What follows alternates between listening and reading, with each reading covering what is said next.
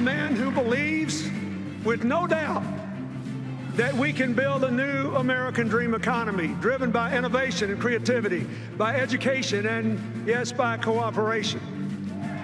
And by the way, after last night, I want a man who had the good sense to marry Michelle Obama.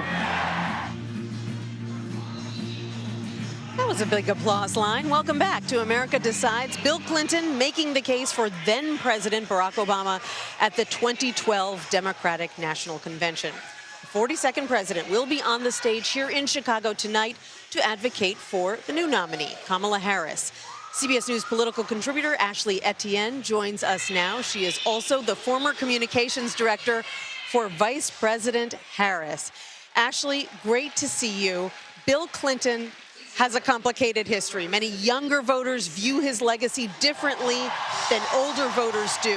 How do you think he can best help Kamala Harris tonight? Well, you know, I think he's going to lay out the stakes in a way that only he can.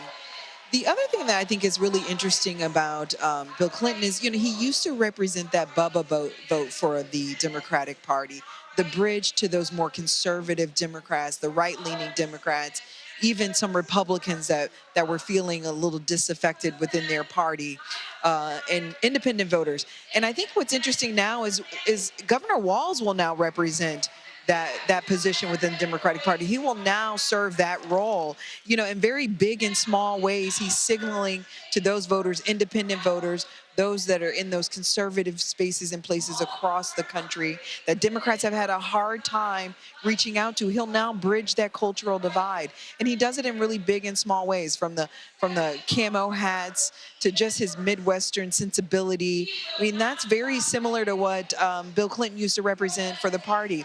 But I think that, you know, if you ask me what Bill Clinton will say tonight, I think it is that he'll lay out the stakes. And then, you know, he'll say probably what he said to me before, which is that we've got to win, and we've got to win big as a way to repudiate, a full repudiation of what Donald Trump represents.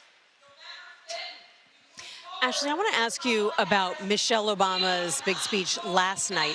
Parts of it really seemed to be aimed at black voters in particular, like when she made this point about the fact that Kamala Harris didn't get endless chances to come back from failure, that she had to get it right the first time, drawing that implicit contrast with Donald Trump.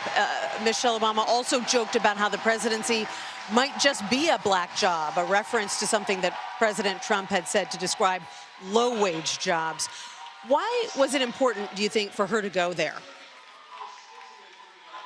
Well, because I think it's what she said is all the things that people are thinking, not just black folks. I mean, a lot of people are thinking that here you have this man who's been privileged his entire life, was given millions of dollars by his father to continue to build their business. And he failed at doing that, failed at being president. So, I mean, what I took from her speech is that she was calling a spade a spade. I mean, she was relating it and putting it in the context in terms of race, but she only used Donald Trump's phrase when he said black jobs. So it wasn't as though she was trying to make a deal of race. I think what she was trying to do is make very plain why it is that Donald Trump is not fit to be president today, and really draw the contrast in terms of who he is and who we are as the American people. That, again, here is this privileged man who was given everything, as you know, a silver spoon, born with a silver spoon in his mouth, and he's going to not just denigrate Michelle Obama as well as Kamala Harris, but really the rest of America. So that's really what I think she was trying to achieve. Less about race, but more about drawing this contrast with who Donald Trump is and who we are as American people, and what makes him different from us and what makes him unfit for the job. Ashley, you worked for years as the communications director for Nancy Pelosi, who is set to speak tonight. She has been locked in something of a rocky relationship with the current president, former nominee, ever since she pushed publicly for him to perhaps step aside. What do you expect to hear from her tonight? Well, Nancy, I think what she's going to do is to some degree go all the way back to 2016. When I walked into her office and she said to me that the stakes were high then, that we had a lot of work to do. We had to win the House. We had to win back the White House because he represented a threat to American democracy. We started writing those talking points in 2016. In addition to that, we started to formulate a narrative about how Donald Trump only cared about Donald Trump.